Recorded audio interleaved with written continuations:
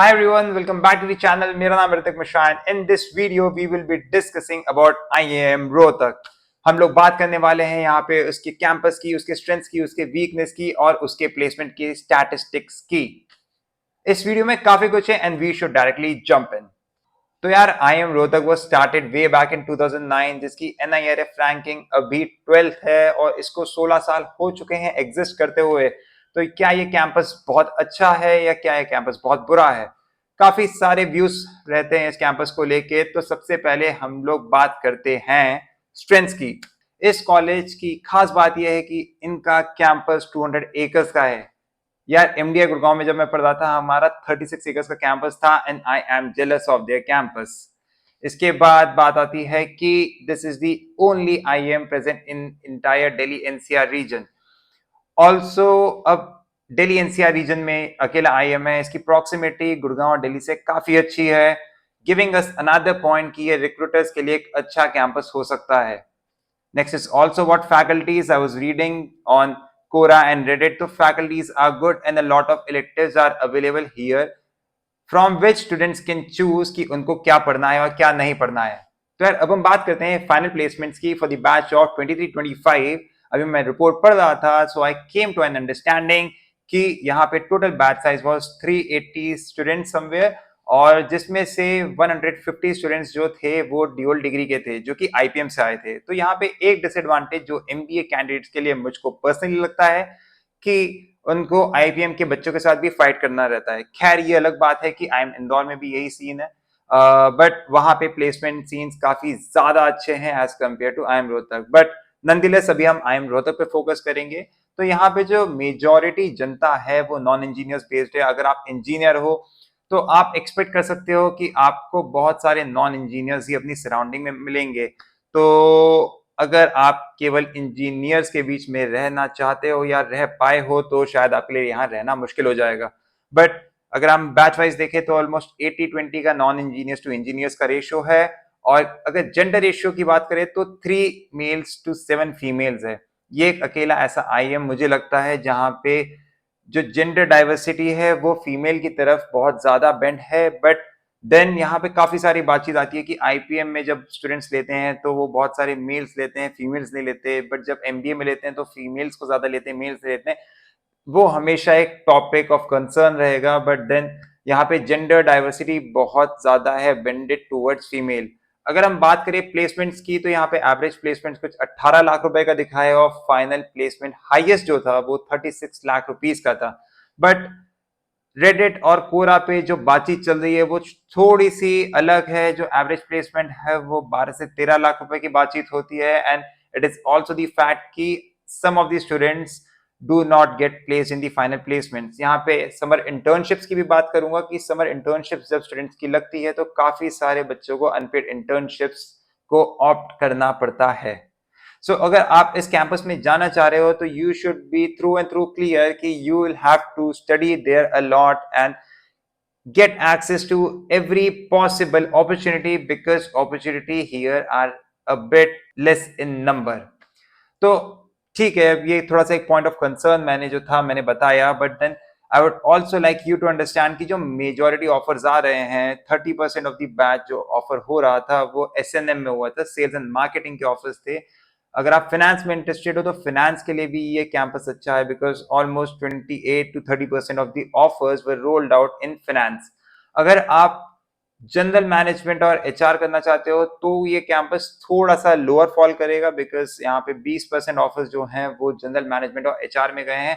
और अगर आप कंसल्टिंग करना चाहते हो तो इस कैंपस को मत सोचो बिकॉज केवल 5 से 10% ऑफर्स कंसल्टिंग में ऑफर किए जाते हैं. तो कंसल्टिंग के ऑफर अगर आप देखो इतने कम होना और अगर आप चांस लेके इस कैंपस में जाओगे तो आई एम श्योर आप जब कैंपस के बाहर आओगे यू विल बी डिसहार्टन्ड. तो यार ये था फाइनल प्लेसमेंट्स की बातचीत. अब हम लोग डाइव करते हैं समर प्लेसमेंट्स पे. तो अब बात करते हैं हम लोग समर प्लेसमेंट्स की. मैं इनकी रिपोर्ट देख रहा था फॉर द बैच ऑफ 24-26 और मुझको इनकी समर इंटर्नशिप प्लेसमेंट रिपोर्ट बहुत ही फिशी लगी बिकॉज यहाँ पे ना तो कोई बैच साइज मेंशन्ड है, ना डाइवर्सिटी रेशियो मेंशन्ड है, ना ही वर्क एक्सपीरियंस का डाइवर्सिफिकेशन है. So a lot of things are missing. और यहाँ पे इन लोगों ने बातचीत करी कि हाईएस्ट प्लेसमेंट 3.6 लाख रुपीस का था, जो कि 2 मंथ की स्टाइपेंड है, मतलब 1,80,000, बहुत अच्छा अमाउंट है। बट देन जो इनका टॉप 50 परसेंटाइल था वो इन लोगों ने दिखाया 1.5 लाख रुपए। And I am still thinking कि क्या जो मैंने रेडिट पे पढ़ा वो बातचीत ठीक थी, या जो इनकी प्लेसमेंट रिपोर्ट है वो बातचीत ठीक है, क्योंकि they are showing a lot of recruiters at least on their summer internship placement report. But इतना कम इंफॉर्मेशन कोई इंस्टीट्यूट या कोई रिपोर्ट तभी प्रोवाइड करेगा जब उसके पास कुछ पर्टिकुलर्स नहीं हो। So I think a lot of truth is in the fact कि यहाँ पे एस आई पी काफी ज्यादा अनपेड ऑफर होती हैं। In case you are looking forward कि आपको समर इंटर्नशिप में अच्छा पैसा मिलेगा, फाइनल प्लेसमेंट में अच्छा पैसा मिलेगा, तो I think you will have to look for your summer internship somewhere else. अगर आप यहाँ पे एक्सपेक्ट कर रहे हो कि आपको अच्छी इंटर्नशिप स्टाइपेंड मिल जाएगी, तो I am sorry but you might be mistaken here. इस कैंपस की थोड़ी सी डिसएडवांटेजेस की भी बात कर लेते हैं। This campus offers IPM and MBA both, ठीक है। तो यहाँ पे यार काफी ज्यादा ऐसे केसेस मैंने पढ़ लिए हैं जहाँ पे स्टूडेंट्स बताते हैं कि यार आईपीएम कैंडिडेट्स को थोड़ा प्रेफरेंस दी जाती है because they have been staying in the campus from last 3 years. जैसे कि किसी भी कमिटी की जो कोर पोजीशंस होती हैं वो आईपीएम के स्टूडेंट ज्यादातर ले जाते हैं because they are in the system from last 3 years. ये एक रैशनल दिया जाता है। वहां पे प्लेस कॉम जो होता है वहां पे आईपीएम को ज्यादा प्रेफरेंस मिलती है। अगर कैट एस्पिरेंट्स जो एमबीए करने इस कैंपस में जाते हैं, अगर वो बीबीए का वो स्टडी मटेरियल मांगते हैं so that they are not at a disadvantage, तो उनको मना कर दिया जाता है। ये कुछ बातें हैं जो मुझे पता चली हैं through the help of internet and friends. यहाँ पे जो हॉस्टल्स हैं वो थोड़े से क्रैम्ड अप हैं। जो मेस का खाना है वो फिक्स रहता है, ईयरली फिक्स है, उसमें कुछ चेंजेस नहीं होते हैं। सो आई थिंक थोड़ा सा डिसएडवांटेज ये भी है। नेक्स्ट इज ऑल्सो क्योंकि I am Rohtak is way outside Gurgaon and Delhi, Rohtak से थोड़ा सा पास, रोहतक के भी आउटस्कर्ट्स में है, तो the students have no place to go in case they are thinking to have an outing. तो ये एक थोड़ा सा प्रॉब्लम हो सकता है। यहाँ पे इन एंड आउट टाइमिंग्स के भी थोड़े से रिस्ट्रिक्शंस हैं, थोड़े से स्ट्रॉन्ग है यहाँ पे रूल्स एंड रेगुलेशंस।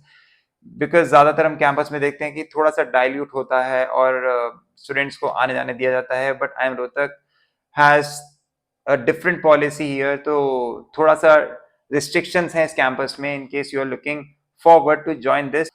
अब बात कर लेते हैं फीस की, that you will have to pay as a part of your MBA from IIM Rohtak. अगर आपको वो डिग्री चाहिए आईआईएम की तो आपको कितने पैसे देने पड़ेंगे? सो टर्म 1, टर्म 2, टर्म 3 की फीस मिला के 9 लाख रुपए आईएम रोहतक आपको चार्ज करता है। सिमिलरली सेकेंड ईयर जो कि टर्म 4, टर्म 5, टर्म 6 है, वहां पे भी 9 लाख रुपए चार्ज होते हैं। तो it is 18 lakh rupees for term 1 to term 6, ठीक है। अब यहाँ पे जो बात इन्होंने एक्स्ट्रा लिखी है वो ये है कि प्लेसमेंट फैसिलिटी चार्जेस के 30,000 रुपीज पर ईयर आपको प्रोवाइड करने पड़ेंगे। तो इससे जो कैलकुलेशन बैठती है वो है 18,60,000 रुपीज।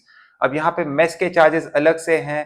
मेस के चार्जेस कुछ 5 से 10 हजार एटलीस्ट होंगे जो कि मैं मान सकता हूँ। तो 18,70,000 रुपए एटलीस्ट आपको देने पड़ेंगे। और अगर आप वहां पे रह रहे हो तो आपका 2 लाख से 3 लाख रुपए का खर्चा एटलीस्ट बैठेगा, which is totalling about 21 to 22 lakh rupees. तो 21 से 22 लाख रुपए आपको टोटली खर्च करने पड़ेंगे in case you are looking forward to do MBA from IIM Rohtak.